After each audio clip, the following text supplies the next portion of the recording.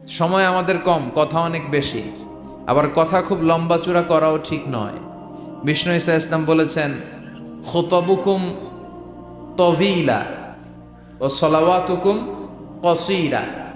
কিয়ামতের আগে তোমাদের খুতবা বক্তব্যগুলো লম্বা হয়ে যাবে আর সালাতগুলো ছোট হয়ে যাবে। One of the minor sign before the day of judgment, your Islamic lectures will be very longer, and your offering salah 5 times a day will be very shorter. কিয়ামতের আগে বক্তব্য হবে লম্বা চূড়া, কিন্তু নামাজ হবে খাটো খাটো। কথা কন, আছে না নাই? এখন বক্তব্য শুরু হইলে লোকজন উঠতে চায় না, কয় হুজুর আরো করেন। ওয়াজ অনেক টেস্ট লাগে, নামাজ টেস্ট লাগে না, আছে না নাই? উল্টা হয়ে গেল, বক্তব্য হবে ছোটখাটো, অল্প সময়ের নাসিহাত, এটা ভালো। আর সালাতে যখন দাঁড়াবেন লম্বা সালাত পড়বেন। বিষ্ণু ঈসা ইসলাম যখন সালাতে দাঁড়াতেন, তিনি হাত বেঁধে নামাজ পড়তে পড়তে তাহাজ্জুদের সালাতে হাত ব্যথা হয়ে যেত, তখন বিষ্ণুনবী হাত ছেড়ে দিতেন, সুবহানাল্লাহ পড়েন। আবার যখন এনার্জি ফিরে পেতেন, শক্তি ফিরে পেতেন, আবার হাত বাঁধতেন, আবার খারাপ লাগলে ছেড়ে দিতেন। তার মানে হাত ছেড়ে দিল নামাজ হয়, ঠিক কিনা? কিন্তু উপরে বাঁধবে না নিচে বাঁধবে, এ নিয়ে কিলাকিলি আছে না নাই? টেকনাফে মনে হয় কিলাকিলি ঢুকে নাই, হ্যাঁ? কেউ কয় আছে, কেউ কয় নাই। তো এগুলো কম, আলহামদুলিল্লাহ কম। এগুলো নিয়ে ফিতনা তৈরি করা যাবে না। আমাদের সালাদগুলো যেন লম্বা হয়, সালাদ যেন ধীরে সুস্থে হয়। আমরা অনেকে নামাজও পড়ি, আবার ক্রিকেট খেলার দিকে মন যায়, আছে না নাই? মাশরাফি বিন মুর্তজা, এখন উনি তো আবার এমপি না? তো এমপি কি আউট হইল না ছক্কা মারল? টেনশন আছে না নাই? নামাজও পড়ে, টেনশনও করে, নামাজেও দাঁড়ায়, আবার সিরিয়াল শুরু হয়েছে কিনা ওই চিন্তাও করে। আর সাহাবারা যখন মরুভূমিতে নামাজে দাঁড়াতেন, মরুভূমির পাখিগুলো এসে সাহাবাদের মাথায় বসে যেত, কারণ পাখিগুলো মনে করতো এগুলো মনে হয় খেজুর গাছ। সুবহানাল্লাহ পড়বেন না? আবার বিষ্ণু বলতেন, সল্লু সলাতান মুআদ্দিয়া, মুসল্লা যখন দাঁড়াবা তুমি কল্পনা করো হতে পারে এটাই আমার জীবনের শেষ নামাজ। Perform the Salah as if this is your last and final prayer. প্রত্যেক নামাজের জন্য মুসল্লা যখন দাঁড়াবেন একটু ভাববেন আর মনে করবেন হতে পারে এটা আমার জীবনের শেষ চান্স, এরপরে হয়তো আল্লাহকে সেজদা দেওয়ার সুযোগ আমি নাও পেতে পারি, ঠিক কিনা? হুট করে দুর্ঘটনা ঘটে যেতে পারে না? হ্যাঁ, কেউ যদি বোমা মেরে বসে একটা, সব শেষ। এই যে নিউজিল্যান্ডে গুলি মেরে কি করছে দেখছেন? আহা, এত নিষ্ঠুর হতে পারে একজন মানুষ, সেও তো রক্তে মাংসে মানুষ, তাকে এইভাবে গুলি করলে তার কেমন লাগতো? 50 জনের মতো মুসল্লিকে, মুসলিম নারী এবং পুরুষকে সে লাইভ শুটিং করে ঝাঁঝরা করে দিয়েছে। এই ভিডিও সে আবার ফলাও করে প্রকাশ করেছে সোশ্যাল মিডিয়াতে। আল্লাহ এগুলোর তুমি হেদায়েত দাও। আজকে কোনো মুসলমান যদি করত, পৃথিবীর সব মিডিয়াগুলো ফলাও করে প্রকাশ করত টেররিস্ট অ্যাটাক। আর খ্রিস্টানরা যদি এই কাজ করে, কয় মানসিক রোগী। কি কয়? কয় হেতে পাগল, হেতে কি? আর মুসলমানরা করলে টেররিস্ট অ্যাটাক, জঙ্গি, ঠিক কিনা? জঙ্গিদের কোনো ধর্ম নাই, সন্ত্রাসীদের কোনো ধর্ম নাই, সন্ত্রাস এটাই তার ধর্ম। কথা বলেন? ভিডিও গেমস খেললে যেভাবে মারে, ছোট বাচ্চারা যে ভিডিও গেমস খেলে, সে এইভাবে আমাদের ভাই বোনদেরকে মেরেছে। যারা এখানে প্রাণ হারালো, আল্লাহ তুমি তাদেরকে শাহাদাতের সর্বোচ্চ মর্যাদা নসিব করো। দেখেন গোটা বিশ্বব্যাপী এখন কি বলে এই লোকের ব্যাপারে। আজকে মুসলমান করলে গোটা বিশ্ব কেঁপে যেত। মুসলমানদের রক্তের এখন কোনো দাম নাই। একটা কুকুরের দাম আছে, কিন্তু মুসলমানের দাম নাই। চিল্লা এখন ঠিক কিনা? আমাদেরকে গোটা বিশ্বব্যাপী মারে, অত্যাচারের স্টিম রোলার, কিন্তু আমাদের পক্ষে কেউ যে একটা ধমকি দিবে এমন কোন নেতা আমাদের নয়। এক রিসেপ তাইয়েব এরদোগান, সে গোটা মুসলিম বিশ্বের জন্য চেষ্টা করে যাচ্ছে, কিন্তু ওর পিছনেও শত্রু আছে না নাই? ওর পিছনেও টিকটিকির অভাব নাই। কথা কন? আমাদের কোনো কম্বাইন্ড মিলিটারি নাই। 50টারও বেশি মুসলিম দেশ, আমাদের একটা যৌথ সেনাবাহিনীর দরকার ছিল কি ছিল না? আমাদের যদি যৌথ একটা মিলিটারি থাকতো, পৃথিবীর কোথাও মুসলমানরা আক্রান্ত হলে, কেউ এসে আক্রমণ করলে আমাদের মিলিটারি সেখানে যে প্রতিরোধ করে তুলতো, চিল্লায় এখন ঠিক কিনা? লিডারশিপ নাই, সেন্ট্রাল লিডারশিপ নাই, আমাদের কেন্দ্রীয় কোনো মিলিটারি নাই, গোটা বিশ্বব্যাপী আমরা মার খাই। উই আর ওয়েটিং ফর আল ইমাম আল মাহাদি। ইমাম মাহাদি আসার আগ পর্যন্ত কেউ আমাদেরকে একত্রিত করতে পারবে না। আজকের ইসলামিক কুইজ, লা ইলাহা ইল্লাল্লাহ বাক্যটি কোরআনে কতবার এসেছে? জানলে কমেন্ট করে জানাবেন। সম্মানিত ভাইয়েরা, বলছিলাম কোরআন এমন একটা কিতাব যে কিতাব অন্ধকার থেকে মানুষকে আলোর দিকে নেয়, ঠিক কিনা? আলোর দিকে নেয়। আর বক্তব্য হওয়া উচিত খাটো, সালাত হওয়া উচিত লম্বা। সাহাবারা যখন সালাত পড়তেন, পাখি এসে মাথায় বসতো, আর পাখি কি মনে করত? এটা খেজুর গাছ। সাইয়েদনা আলী রাদিয়াল্লাহু তাআলা আনহুর পায়ের ভেতরে তীর ঢুকেছে, যুদ্ধে জখম হয়েছে, উনি তীর বের করতে পারে না। তীর ধরে টান দিলে উনি চিৎকার মারে। বিশ্বনবী বললেন, আকিমিস সালাহ আরিহনা বিসসালাহ ইয়া বেলাল, বেলাল ইকামত দাও। আরেক সাহাবীকে বললেন, তুমি লুকিয়ে আমরা যখন নামাজ পড়ব, তুমি আমার মেয়ের জামাই আলীর পা থেকে টেনে তীর বের করবে। বিষ্ণু যা বললেন সে তাই করলো। নামাজ চলা অবস্থায় সাইয়েদনা আলীর পায়ের কাছে যে টেনে তীর বের করেছে, ফিনকি দিয়ে রক্ত বেরিয়েছে, কিন্তু সাইয়েদনা আলী টের পায় না। উনিও নামাজ পড়ে, আমরাও নামাজ পড়ি, আমাদের নামাজের মধ্যে কোনো খুশু নাই, খুদু নাই। আল্লাহ বলেন, ক্বাদ আফলাহাল মুমিনুন আল্লাযীনা হুম ফি সালাতিহিম খাশিউন, successful indeed are the believers who offer their 5 times salah with full of solemnity and submission. সফল তারা, ঈমান এনেছে যারা। তবে ওই মুমিন যারা নামাজে যখন দাঁড়ায় তাদের অন্তরে ভয় থাকে কার? আমাদের নামাজে তাড়াহুড়ো আছে না নাই? অনেকে দেখবেন যে রুকু থেকে সোজা হয়ে দাঁড়ানো এটা ওয়াজিব, অনেকে রুকু থেকে কোন রকম মাথা তুলে সেজদায় দৌড় মারে। দুই সেজদার মাঝখানে ধীরস্থির ভাবে বসা ওয়াজিব, অনেকে একটা সেজদা দিয়ে কোন রকম মাথা তুলে আরেক সেজদায় দৌড় মারে। আছে না নাই? টেকনাফে বোধহয় এগুলো নাই, আছে? এগুলো করা যাবে। ধীরস্থির ভাবে বিশ্বনবী সালাত পড়তে বলেছেন। এমনকি একামত দিয়েছে, জামাত শুরু হয়েছে, ওই জামাত ধরার জন্য দৌড়িয়ে যে নামাজ পড়া যাবে। নো রাশিং ইন সালাহ, নো হ্যাস্টিনেস ইন সালাহ। সালাতে তাড়াহুড়ো নাই, সালাতে আছে ধীরস্থিরতা, রিল্যাক্স। সালাত মানে কি? রিল্যাক্স করবেন আপনি, আরামসে দাঁড়াবেন, আরামসে রুকু করবেন। বিষ্ণু বলেছেন, ইদা উকিমাতিস সালাহ, যখন নামাজের একামত হয়ে যায়, ফালা তাআতুহা তাসআউন, তোমরা দৌড়ে দৌড়ে সালাতে যেও না। ওয়া আতুহা তামশুন, হেঁটে হেঁটে যাবা। একামত হইছে, দৌড় দিবা না, হেঁটে হেঁটে। ফামা আদরাকতুম ফাসাল্লু, যতটুকু যে পাবে ততটুকু পড়বে। ওমা ফাতাকুম ফাআতিমু, যেটা ছুটে যাবে পরে নিজে নিজে পড়বে। কবুল করে নেবে কে? আমাদের অনেকে আছে, নামাজ শুরু হয়েছে, উনি অজু করতেছে, উনি টের পাচ্ছে কিছুক্ষণ পরে ইমাম সাহেব আল্লাহু আকবার বলে রুকুতে যাবে, আর রুকু ধরার জন্য অনেকে দেয় দৌড়। আছে না নাই? টাইলসের মসজিদে অনেকে দেয় দৌড়। এক লোক দৌড় দিছে, উল্টায় পড়ছে, লুঙ্গি একদিকে, মুসল্লি আরেকদিকে। টাইলসের মসজিদে অজু করে দৌড় দিবেন না, খবরদার। অজু করে পিচ্ছিল পা থাকে, আস্তে আস্তে যাবেন, না হলে দুর্ঘটনা ঘটে যাবে। দেখেন, বিশ্বনবীর সুন্নাহ আছে যেখানে বরকত আছে, সুন্নাহ নাই যেখানে বিপদ আছে। এজন্য সালাতগুলো যেন ধীর স্থির ভাবে হয়। আবার সালাতের পরে তাসবিহ পড়ে না লোকজন, নামাজের পরে কি পড়া সুন্নাত? তাসবিহ। কিন্তু আমরা নামাজের পরে মুনাজাত দেওয়া সুন্নাত বানাই ফেলছি।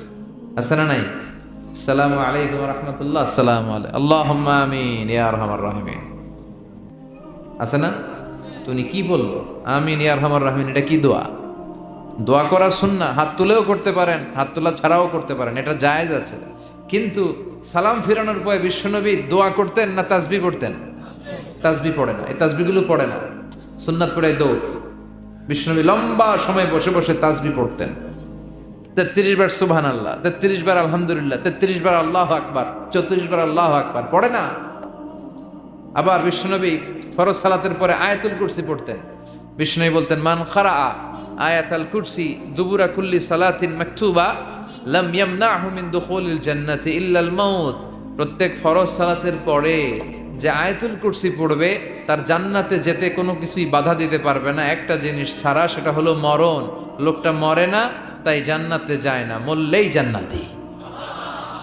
এত দামি ইবাদত তাসবিহ ছাড়া যাবে? কথা বলে। এজন্য ফরজ সালাতের পরে আমরা আয়াতুল কুরসি পড়ব। কি পড়ব? রাজি আছেন সবাই? এজন্য সালাতের জন্য আমরা মনোযোগী হই, আমরা যেন ধীরস্থির ভাবে সালাত করতে পারি। কারণ আউয়ালু মা ইউহাসাবু বিহিল আবদু ইয়াউমাল কিয়ামাতি আস-সালাহ। কিয়ামতের দিন সর্বপ্রথম আমাদের যে হিসাবটা আল্লাহ নেবেন সেটা হচ্ছে সালাতের হিসাব। আওয়াজ করে বলেন তো কিসের হিসাব?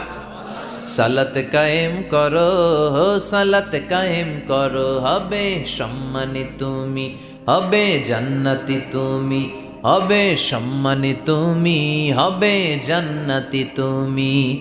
দিবে কাল হাসরে শীতল ছায়া আর সে আজিম, রাব্বিয়াল আলা রাব্বিয়াল আযীম। আলহামদুলিল্লাহ পড়েন। এজন্য সালাত যেন হয় আমাদের নিত্য সঙ্গী, আর সালাত যেন আমরা ধীরস্থির ভাবে পড়তে পারি। আল্লাহ তুমি তৌফিক দাও।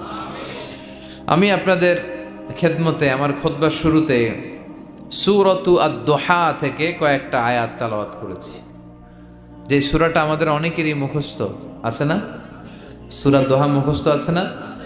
এই সূরাতু দোহাতে আল্লাহ তাআলা আমাদের জন্য কি শিক্ষা রাখলেন, কি মেসেজ আমাদেরকে দিতে চাইলেন, এটা নিয়ে আজকে আমরা অল্প কিছু সময় কথা শুনবো। সবাই পড়ে ইনশাআল্লাহ।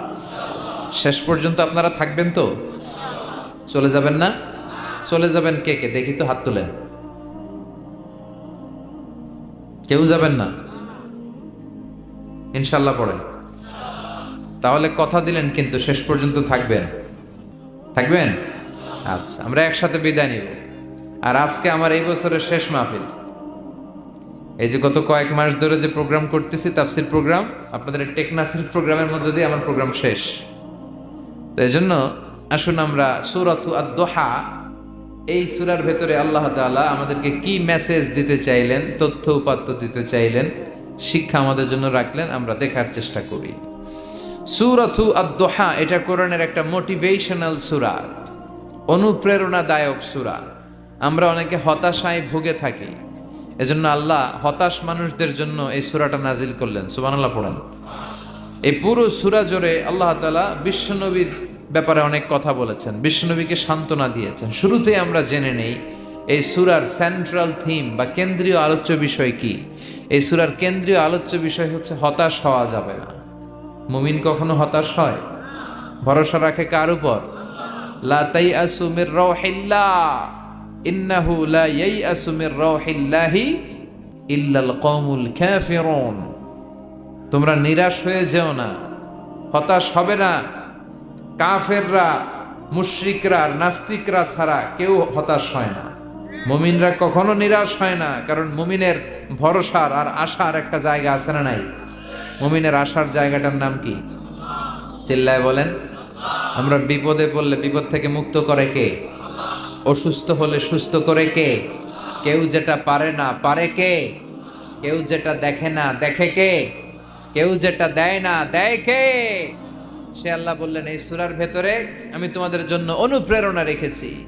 এই সূরার কেন্দ্রীয় কথা হচ্ছে হতাশ হবে না, নিরাশ হবে না, হাল ছেড়ে দিও না, ভরসা রাখো। কার উপর? চিল্লায় বলেন কার উপর? মুমিন কখনো হতাশ হয়?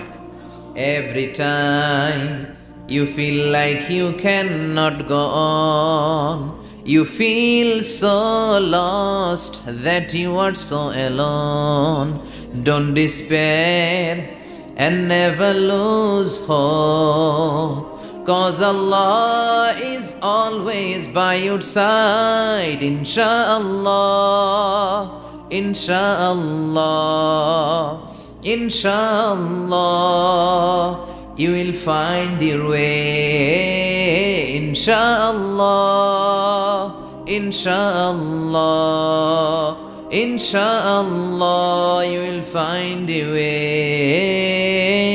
Every time you feel like you cannot go on, you feel so lost that you are so alone, don't despair and never lose hope, 'cause Allah is always by your side, inshallah, inshallah, পড়েন ইনশাআল্লাহ, you will find your way. Inshallah, inshallah, inshallah, you will find your way.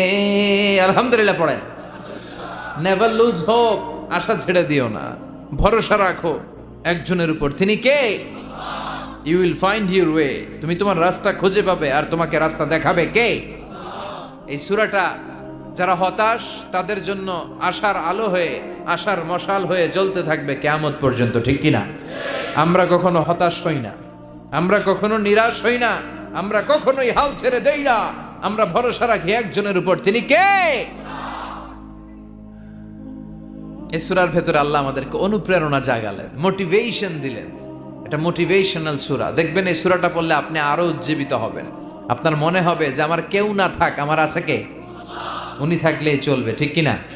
তিনি আমাদের ওয়াকিল, তিনি আমাদের কাফিল, তিনি আমাদের ওয়ালি, তিনি আমাদের গার্ডিয়ান, তিনি আমাদের অভিভাবক, আর তিনি থাকলেই চলবে, আর কাউকে লাগবে না।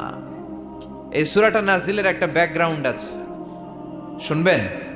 শানে নজুল, কোন প্রেক্ষাপটে এই সূরাটা নাজিল হলো, তাফসীর বোঝার আগে আগে ওইটা জানার দরকার আছে না নাই?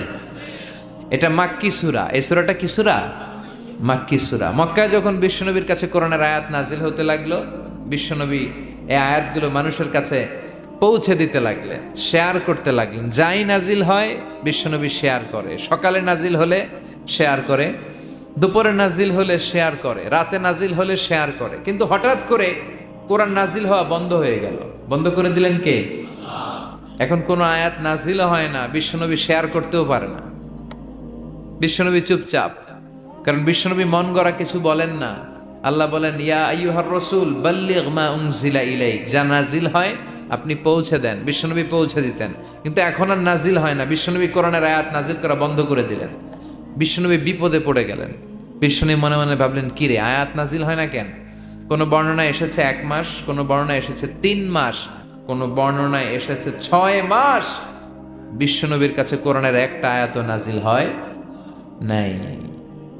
এই অবস্থা দেখে কাফির মুশরিকরা হাসাহাসি শুরু করে দিল। তারা বলতে লাগলো, মুহাম্মদ, তোমার আল্লাহ তোমারে ভুলে গেছে, তোমার আল্লাহ তোমারে ছেড়ে দিয়েছে। তা না হলে তোমার কাছে কোরআনের আয়াত আসে না কেন? এতদিন তো খুবই পটর পটর করেছো, আয়াত আসলে আম করে শোনাইতে, এখন পারো না কেন? বিশ্বনবীর কাছে কোরআনের আয়াত আসে না। বিশ্বনবীর চাচি আবুল আহাবের স্ত্রী উম্মে জামিল বলতে শুরু করলো, মুহাম্মদ, তোমার শয়তান তোমার কাছে আসে না, আসে না? তিনি শয়তান দ্বারা সাইয়েদনা জিব্রাইলকে বুঝিয়েছেন যে মুহাম্মদ, তোমার কাছে জিব্রাইল আর আসে না, আল্লাহ তোমারে ভুলে গেছে। নাউজুবিল্লাহ পড়েন। এই পরিস্থিতিতে বিশ্বনবী খুব হতাশ হয়ে গেলেন, বিমর্ষ হয়ে গেলেন, আর মনে মনে ভাবলেন, কি রে, আসলেই কি আল্লাহ আমারে ভুলে গেল? আমার কোনো ভুল হচ্ছে না তো, আমি কোনো অন্যায় করি নাই তো, আল্লাহ কোরআনের আয়াত নাজিল করা বন্ধ করলো কেন? বিশ্বনবী হতাশ হলেন, বিশ্বনবী নিরাশ হলেন। বিশ্বনবীর হতাশা আর নিরাশাকে কাটিয়ে দেওয়ার জন্য এই সূরাটাকে নাজিল করলো কে? রব্বুল আলামিন তখনই নাজিল করে দিলেন আর বললেন, ওয়াদ-দুহা ওয়াল-লাইলি ইযা সাজা মা ওয়াদ্দা'আকা রাব্বুকা ওয়া মা ক্বালা ওয়ালাল আখিরাতু খায়রুল লাকা মিনাল উলা। সুবহানাল্লাহ পড়েন। আল্লাহ নাজিল করলেন ওয়াদ-দুহা। দুহা মানে আলো, দুহা মানে কি? আলো। আল্লাহ বললেন ওয়াদ-দুহা, নবী আলোর শপথ। ওয়াল-লাইলি ইযা সাজা, আর অন্ধকারের শপথ মানে রাত্রির শপথ, যখন রাত্রিটা নিঝুম হয়, হয় নিস্তব্ধ। সুবহানাল্লাহ পড়েন। আল্লাহ বললেন, নবী আলোর শপথ। ওয়াদ-দুহা, আলো, আলোর শপথ, আশার আলো, সম্ভাবনার আলো। ও নবী, আমি আলোর শপথ কাটলাম। আল্লাহ তাআলা আলোর কসম কাটলেন, আবার আল-লাইল দ্বারা অন্ধকারের কসম কাটলেন, আর বোঝাতে চাইলেন, নবী, আলো আর অন্ধকার দুইটারই দরকার আছে, ঠিক কিনা? সব সময় যদি আলো থাকে, 24 ঘন্টায় যদি সূর্যের আলো থাকে, ভাল লাগবে? ঘুমানো যাবে? আবার সব সময় যদি অন্ধকার থাকে, তাহলে দিনের বেলা কাজ করা যাবে? তার মানে আলোরও যেমনি দরকার, অন্ধকারেরও দরকার আছে না নাই? আলো দ্বারা রব্বুল আলামিন ওহীর আগমনকে বুঝালেন, অন্ধকার দ্বারা রব্বুল আলামিন ওহীর অনুপস্থিতিকে বুঝালেন, আর বুঝাতে চাইলেন, নবী, যেমনি সব সময় আলো থাকলে ভাল লাগে না, মাঝে মাঝে অন্ধকারের দরকার, তেমনি সব সময় ওহী নাজিল করলে আপনার পক্ষে এটা মেনে নেওয়া সহ্য হবে না। তাই মাঝে মাঝে ওহী বন্ধ রেখে আপনাকে একটু বিশ্রামও দেয়া দরকার। সুবহানাল্লাহ। ও নবী, আমি তো ইচ্ছা করে ওহী নাজিল বন্ধ রেখে দিয়েছি, কারণ সব সময় ওহী রিসিভ করা এটা আপনার জন্য কষ্ট হয়ে যাবে। সব সময় ওহী আসলে এই কোরআনকে রিসিভ করতে করতে আপনি দুর্বল হয়ে যাবেন, কারণ কোরআন তো সাধারণ কোনো কথা নয়। এটা কার কথা? এই কোরআনের বাণীগুলো কার? সূর্যের আলোর যেমনি তেজ আছে, কোরআনেরও তেজ আছে না নাই? সূর্যের ভেতরে যেমনি কিরণ আছে, কোরআনের ভেতরে কিরণ আছে না নাই? আল্লাহ বললেন, লাউ আনজালনা হাযাল কুরআন আলা জাবালিন লারাআইতাহু খাশিআন মুতাসাদ্দিআন মিন খাশিয়াতিল্লাহ। ও নবী, কোরআনকে মানুষের উপর নাজিল না করে বিশাল বিশাল বড় বড় পাহাড়ের উপর যদি আমি নাজিল করতাম, আপনি দেখতেন কোরআনের ভায়ার ভরে পাহাড়, বড় বড় পাহাড়গুলো ভেঙে ভেঙে চূর্ণ বিচূর্ণ হয়ে খান খান হয়ে গিয়েছে গো নবী। সুবহানাল্লাহ পড়ে। এটা সাধারণ কিতাব নয়, এটা পাওয়ারফুল কিতাব। এই আয়াতের ওহীর একটা পাওয়ার আছে। কোরআন রিসিভ করতে বিশ্বনবীর যে কত কষ্ট হয়েছে, বুখারীর বর্ণনা। মা আয়েশা বলেন, প্রচন্ড শীতের রাতে, কিসের রাতে? শীতের রাতে যখন বিশ্বনবীর কাছে কোরআনের আয়াত নাজিল হতো, মা আয়েশা বলেন আমরা কম্বল গায়ে দিয়ে রাখতাম শীতে, আর বিশ্বনবী ওই শীতের রাতে কোরআনের আয়াত নাজিল হওয়ার কারণে ঘামতে ঘামতে ঘর্মাক্ত হয়ে একাকার হয়ে যেতেন। বিশ্বনবী দাঁড়িয়ে আর থুতনি বেয়ে লাইয়া তাফাসসাদু জাবিনুহু আরাকান, থুতনি বেয়ে দাড়ি বেয়ে ঝরঝর করে ঘাম ঝরতো। কোন ওটের পিঠের উপর বসে থাকা অবস্থায় যখন কোরআনের আয়াত নাজিল হতো, ওটের বুকটা জমিনের মধ্যে লেগে যেত। ঘোড়ায় চড়া অবস্থায় যখন বিশ্বনবীর উপর কোরআনের আয়াত নাজিল হতো, ঘোড়ার পা গুলো জমিনের ভিতরে দেবে যেত।